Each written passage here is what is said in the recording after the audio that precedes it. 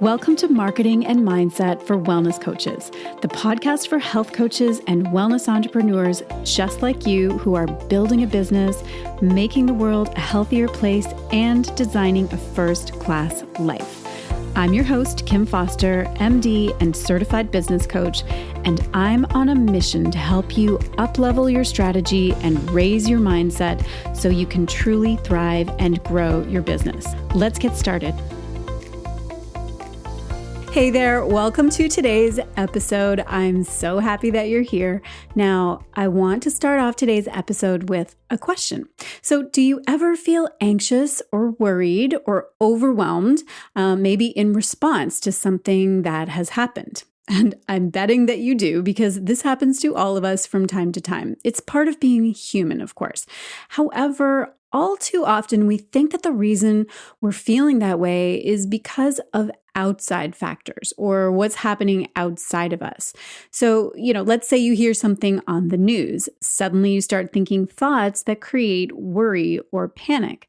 And it's not actually the outside events that made you feel that anxiety. It's your thinking that's creating the anxiety and the worry. And in fact, this is good news because while you cannot control outside events, what you can control is your thinking.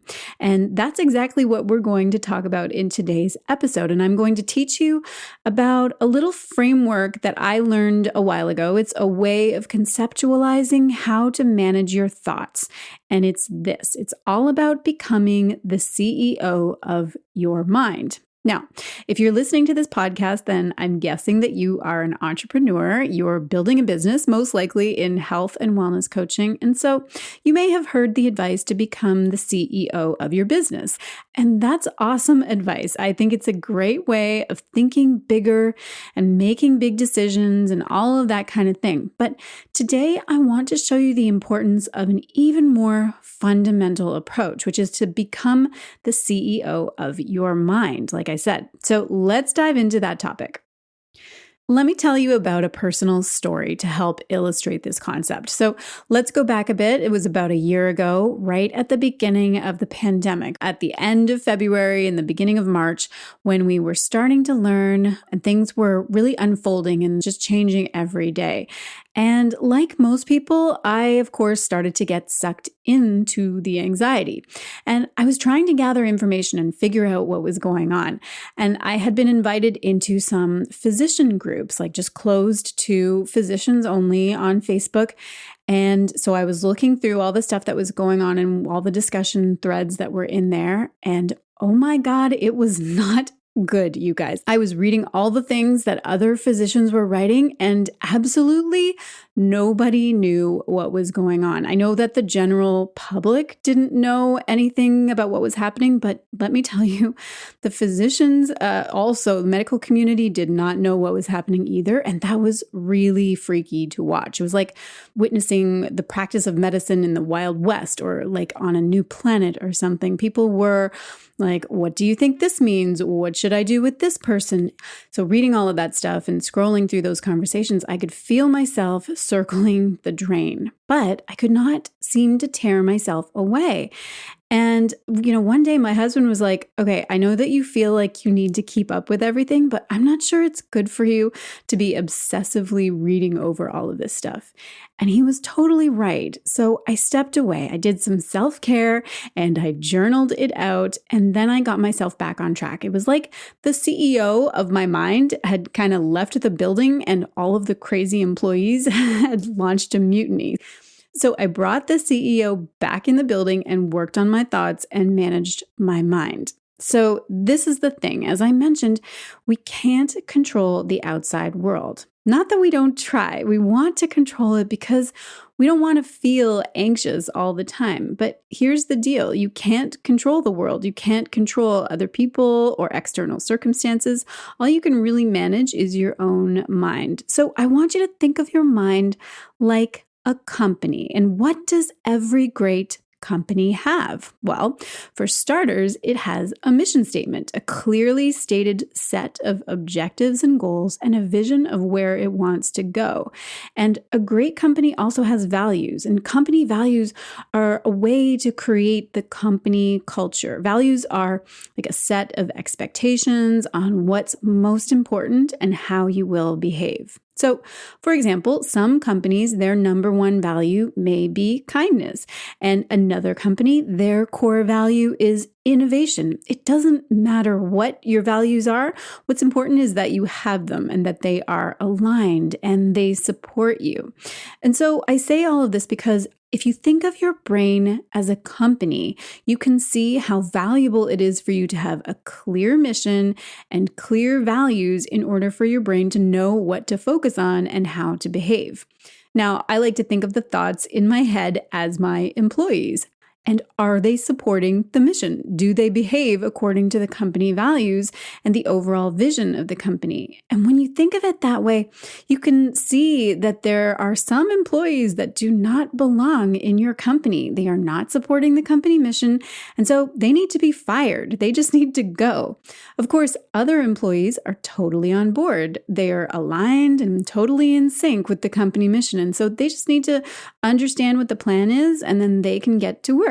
And so, of course, this is where you need to be the CEO of your mind so that you can actually manage those employees, which are the thoughts and the beliefs in your mind, and hire the right people for your company and fire the others. This is how you can manage your mind so you can head the team as you move forward and create the results that you're wanting to create in your life.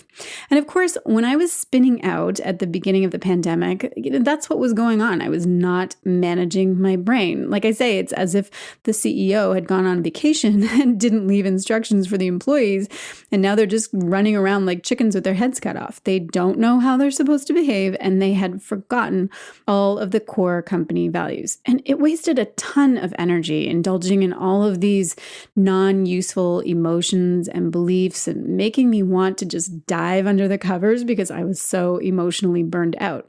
So the point I want to make is that this is a constant work in progress. I've done a lot of work on my mindset and a lot of personal development work, but even still, I am hardly immune to this. This is something that we all need to be managing because the truth is, when unmanaged, our brains tend to deteriorate to our caveman days. Our primitive brain wants us to be scared because being scared all the time used to be the way to keep ourselves safe. But of course, that's no longer true. So when you're able to step back and take a look at your thoughts as the CEO, looking at all of the employees in your brain, and you're thinking, okay, are these the best employees for this company? Are these the thoughts of a woman who lives in abundance, feels confident and at ease in the world, and is productive and positive and keeps moving forward? And so that's what I did when I felt myself spiraling. I looked at all the craziness in my head and I realized, no, this is the company I want to create. And these are not my values. And these thoughts and beliefs are not who I want working for me. So here's another example. Quite a while ago, I committed myself to a project. And when I started to realize just how big in scope this project was, I started to feel like I had bitten off a lot more than I could chew. And I started to spin out and panic. I sat there staring at my calendar, and all I could think was, oh my God, there is not enough time. I lay awake one night, I remember, just circling the drain, thinking that I had made a really big mistake. And that paralyzing panic, if I had let it rule the company and control the meetings and call the shots, that would have dictated how I went forward. And it would have been chaos or stuckness or any number of other negative ways that could have played out. But the next morning I got up, I made my coffee, and I sat down with my journal and wrote it all out. And I fired all of the employees who were telling me, you can't do this. You don't have enough time. Who are you to create this anyway? Who would want this? You have totally miscalculated. So all the thoughts along those lines, they got a pink slip. And instead, I brought in a new team of employees, the ones that had thoughts like, we can figure out a way. There are creative solutions to everything, and you've got this, because that was the team I wanted and needed. And now it's done. That project, of course, was the Wellness Coach Academy, my training and certification program for wellness coaches. And the first cohort of students has just started going through the program, and they are absolutely loving it. I just had a call with one of the students, and I asked her how she was feeling about the program so far. And she literally said, I do not remember ever feeling this excited about the beginning of anything in my entire life. And just think, if I had given in to those earlier thoughts, those pessimistic, negative beliefs with their nasty whispers in my ear that this could never work and I didn't have enough time, well, I probably would have just given up or put it to the back burner or whatever. So which employees in your company need to be fired? Which ones does the CEO, that's you, need to say, hey, listen, if you're not on board with what we're doing and where we're going and who we are as a culture, then you don't need to work here. There's the door. Go find a different company to work for. Now, this concept only really works if you are clear on what you want to create. That's where we go back to the CEO's vision and plan for the company. A CEO needs to be super clear. Like, this is where we're going, this is our end game, and these are our company values. So it's really important for you to gain clarity first. Decide where you want to go and decide what your goals are. And then that way, you'll know which employees, as in which thoughts and beliefs you want to hire, will get you there, and which ones you're going to say, nope, you're just not a good fit for this company. I've read that we have between 12,000 and 60,000 thoughts per day, just thoughts that pop into our heads. And 80% of those thoughts are negative. And this is even more fascinating. 95% of them are thoughts that we had the day before. So these are negative thoughts that we have repeated over and over again. And because of that, those thoughts become the truth to us. We keep proving to ourselves that they're true. But it's so important to understand that thoughts are optional. You don't have to keep holding on to them just because they're already there in the building with you. And you certainly don't have to keep them on even though they've been working for you for many years. You can fire them. You can be the CEO and you get to say, you don't fit our company culture anymore. Things have changed around here and you are not going to help us with our mission and our plans. So there's the door. Every employee is optional. And if you want to build a great company, you're going to have to surround yourself with great employees. So here's what I want you to think about now. Which employees do you need to let go? And which thoughts do you need to fire? And then get busy building a team of really awesome employees, the really good ones that are totally aligned with your vision and are going to help you get where you want to go. Okay, that's what I've got for you today in this podcast episode. I hope that you enjoyed it. And now, as always, I would love to hear from you. Let me know what you think. Did this particular metaphor resonate with you? And are you going to try it the next time you feel yourself spinning out with worry or anxiety or other negative, disempowering thoughts? Let me know by taking a screenshot of this episode while you're listening to it on your phone and then post it in your Instagram stories and tag me at Dr. Kim Foster, or send me a DM and let's talk about it. And by the way, if your ears perked up when I was talking about my wellness coach training and certification program and you're curious about it, I have a free career guide that you can download right now.